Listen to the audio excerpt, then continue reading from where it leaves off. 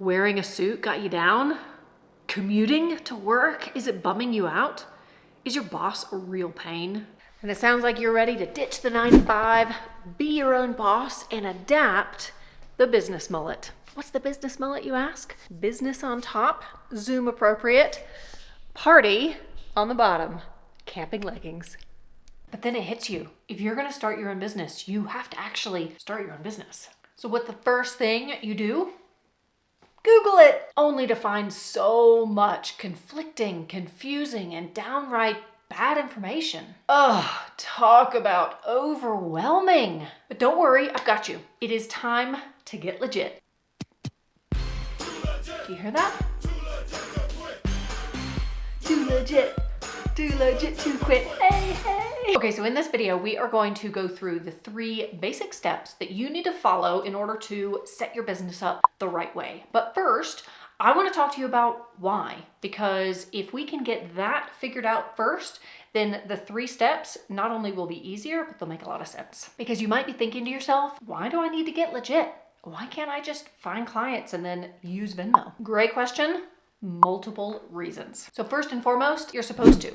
Now, check with your state, your country, your tax man, check all those places. But if you're providing a service that someone is paying for, then officially you should get it all set up the legit right way. Second reason, clients will take you more seriously. And that's a really, really important reason. The third reason, and probably the most important of all, you will take yourself more seriously. Now, you might think, oh, that's very fluffy. However, just think, if you set your business up legit, you go out and you find clients, you believe that you are running that business, you take on the identity of that business owner, you are a legit business owner providing services, adding value to clients. You will take yourself more seriously, you will make decisions as that business owner, and again, clients will take you seriously because you got everything all legit and put together and professional and done the right way. Okay, before we dive in to the 3 steps, a big disclaimer. I'm not an attorney. I'm not a tax professional, so please take my advice as someone who has been through it, has experienced it, and wish that I had known these things years and years ago when I first got started. Okay, step number 1, I want you to decide on a business name. Now, a lot of people can get hung up on this, so let's see if I can simplify it and give you some ideas. One idea is you could use your first name, your last name, your first and last name, initials. More than likely, it probably won't change loads, so that's something you could do, is use your name. Another thing you could do is use the word digital. That's a really good all-encompassing word that will grow with you regardless of really what you're offering. Another good word in addition to digital is media. Again, all-encompassing, another great word that you could put into your business name. For example, my official LLC business name is JT Digital Media. JT for my initials, and then the 2 words that I thought worked well, and they have worked pretty well from then until now. Another thing you could do is you could use a word that means a lot to you. So maybe a particular place or a thing or a memory, a pet's name, a kid's name, lots of different options. Now, before you get too hung up on a business name, and if you think of one and you absolutely love it, before you decide this is it, there's 2 things I want you to check. First, I want you to check to make sure it is available in your state. So all you have to do is go to Google and type in your state and then LLC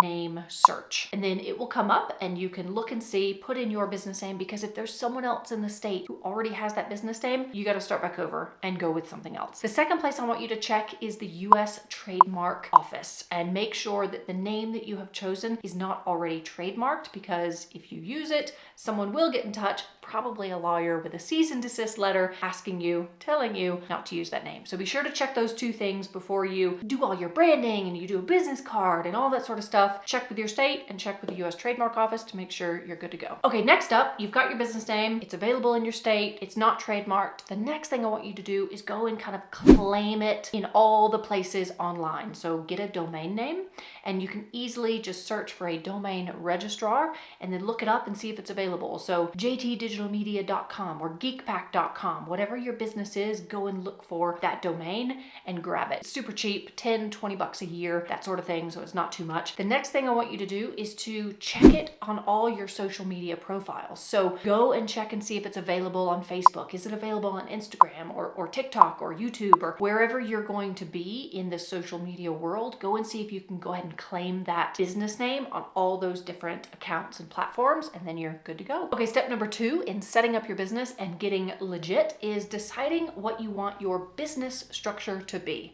So you have a couple options. If you want to be a bit more formal, you could get an LLC or you could set up a corporation. If you want to be a little bit less formal, a little bit more informal, you could go with a sole proprietor. Now, this is entirely a personal decision or a decision that you make with an attorney. If you have a lot of assets that you want to protect, then going the LLC route might be best. My personal opinion and personal advice that I would give to someone else would be to go the LLC route. However, please consult with experts who, again, know a lot more than I do and can advise you in a lot better ways.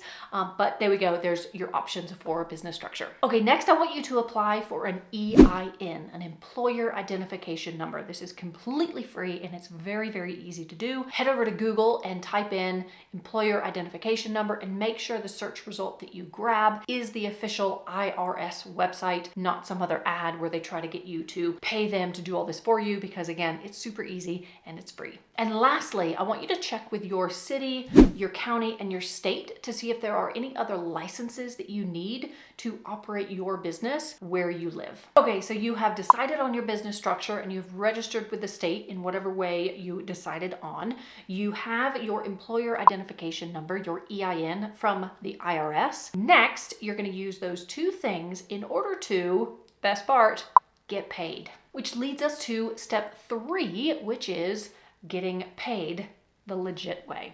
So what you want to do is set up a business bank account, and you're going to need that registration from your state, from the business structure that you decided on, as well as your EIN. You're going to need those two things in order to create a business bank account.